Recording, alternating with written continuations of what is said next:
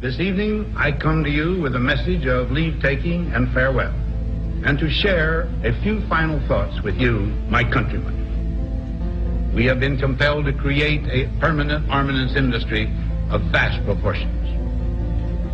3.5 million men and women are directly engaged in the defense establishment. The total influence, economic, political, even spiritual, is felt in every city, every state house, every office of the federal government. We recognize the imperative need for this development, yet we must not fail to comprehend its grave implications.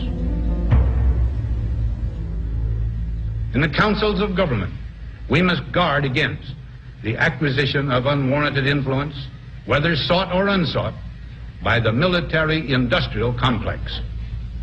The potential for the disastrous rise of misplaced power exists and will persist. I'm not comfortable with that at all. Who elected these guys to run the planet?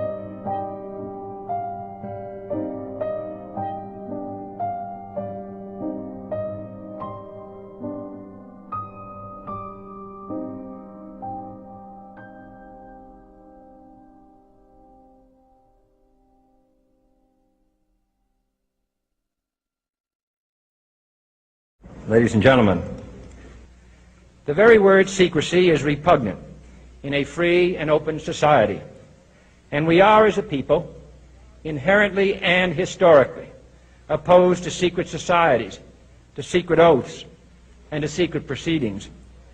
We decided long ago that the dangers of excessive and unwarranted concealment of pertinent facts far outweighed the dangers which are cited to justify it. Even today, there is little value in opposing the threat of a closed society by imitating its arbitrary restrictions. Even today, there is little value in ensuring the survival of our nation if our traditions do not survive with it. And there is very grave danger that an announced need for increased security will be seized upon by those anxious to expand its meaning to the very limits of official censorship and concealment. That I do not intend to permit to the extent that it's in my control. And no official of my administration, whether his rank is high or low, civilian or military, should interpret my words here tonight as an excuse to censor the news, to stifle dissent, to cover up our mistakes, or to withhold from the press and the public the facts they deserve to know. For we are opposed around the world by a monolithic and ruthless conspiracy that relies primarily on covert means for expanding its sphere of influence, on infiltration instead of invasion, on subversion instead of elections, on intimidation instead of free choice, on guerrillas by night instead of armies by day. It is a system which has conscripted vast human and material resources into the building of a tightly knit, highly efficient machine that combines military, diplomatic, intelligence, economic, scientific, and political operations. Its preparations are concealed, not published.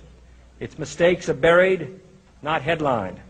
Its dissenters are silenced, not praised. No expenditure is questioned, no rumor is printed, no secret is revealed. No president should fear public scrutiny of his program, for from that scrutiny comes understanding, and from that understanding comes support or opposition, and both are necessary. I am not asking your newspapers to support an administration, but I am asking your help in the tremendous task of informing and alerting the American people. For I have complete confidence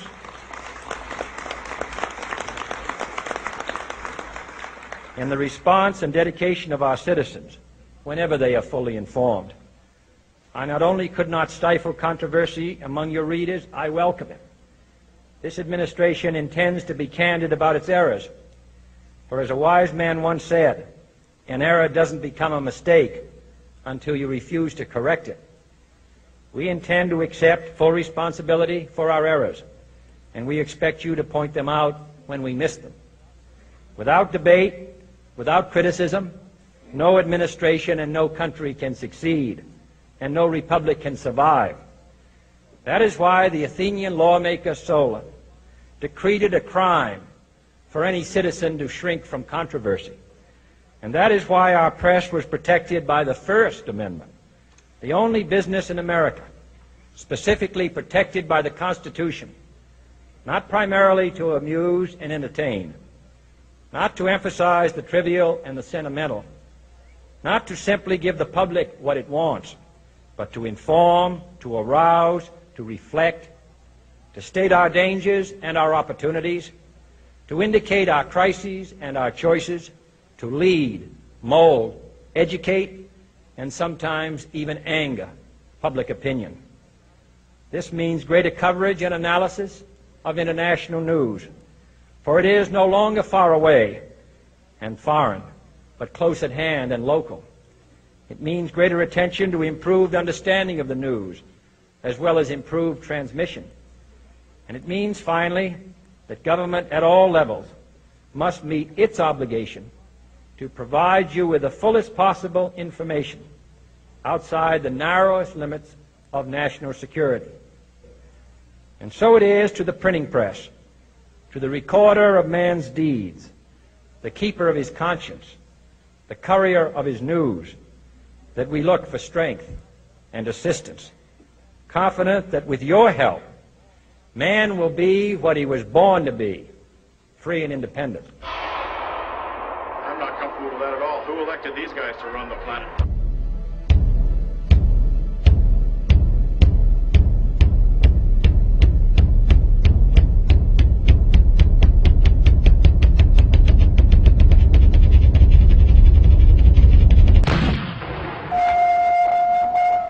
Here is a bulletin from CBS News.